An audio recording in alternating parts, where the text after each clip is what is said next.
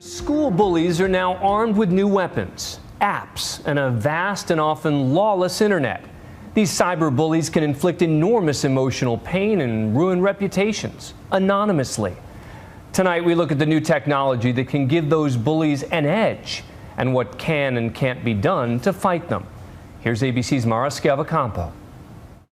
You are gross, like you. You are so pathetic, it's so funny. And I was like, what did I even do? And they're like, ha ha ha, you saw it, bitch. Vicious, cruel, and sometimes violent postings. That's what 15-year-old Jamie Bushy was forced to read about herself while at school. I'ma throw a rock at your head when you're cheerleading. You suck at it anyways, you troll.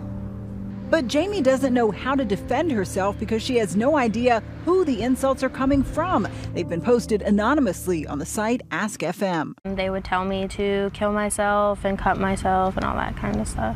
Jamie says because of the abuse, her grades plummeted, mostly because she couldn't focus in school, fearing that any of her classmates might be one of her online tormentors. Anonymous kind of does make it worse because then I could be walking right next to them. It could have been my best friend and I had no idea. And she could have been planning to do it the next night and I would just have no clue. Petty high school gossip is nothing new, famously featured in shows like Gossip Girl. Tell her she's pretty. She's never heard those words strung together before. Here, check it out, Katie. It's our burn book. And blockbuster films like Mean Girls. And if Dawn Schweitzer is a fat virgin. Still half true. Janice Ian Dyke.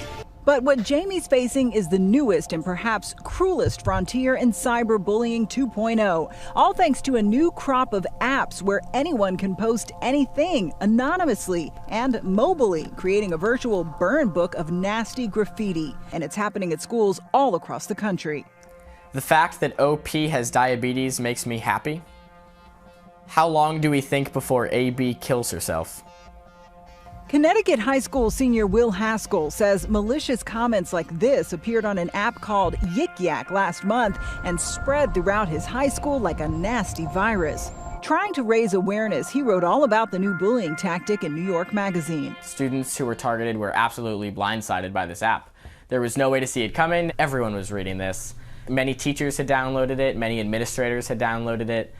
It really did take over the high school. I tried to not look, but I was fascinated. I was fascinated that Staples students were, like I said, capable of making these terrible comments. Now, that school is on lockdown, electronically. Responding to complaints, the creators of Yik Yak set up geofencing, using GPS coordinates to prevent the app from being used on school grounds, protecting almost 85% of all middle and high schools, an unprecedented step.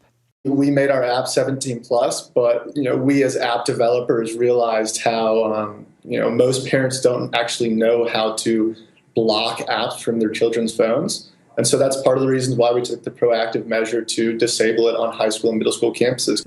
Paula Todd wrote the book Extreme Mean and says apps like these are creating the most toxic environment we've ever seen. Sure, it would be a lot easier just to ignore what's going on. But in order to ignore what's going on the internet, you basically can't do your homework, you can't do your research, you can't watch television or a film, and you can't be on social media. We are allowed to be on the internet. Cyber abusers are not allowed to attack us. How much does anonymity contribute to this kind of cyberbullying?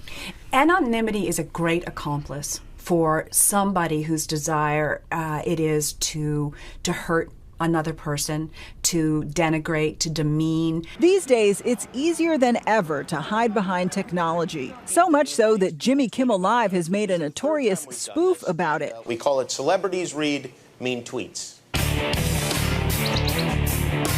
Asking celebrities to read aloud nasty things people have tweeted about them. Christina Applegate, you were better when you wore spandex instead of Spanx, you old slut. But Todd says the virtual disconnect creates a very dangerous situation for impressionable teens. The world the internet creates is alarmingly like what the brain of a psychopath looks like. So you're saying the internet is making people behave like psychopaths? We could be living in the mindset of a psychopath. And that means not caring about each other, not seeing each other, getting your laughs at the expense of somebody else, or really, really hurting somebody. That's how a psychopath feels. As for Jamie, her mom went to police, but there was nothing they could do because Ask FM is based in Latvia. In an email, Ask FM told us users can, quote, report offensive content and also block offensive users from sending questions. They also said they, quote, proactively scan posts and take down offensive content. Back at Staples High School in Connecticut, Will Haskell says after Yik Yak access was cut off, another anonymous app immediately popped up in its place.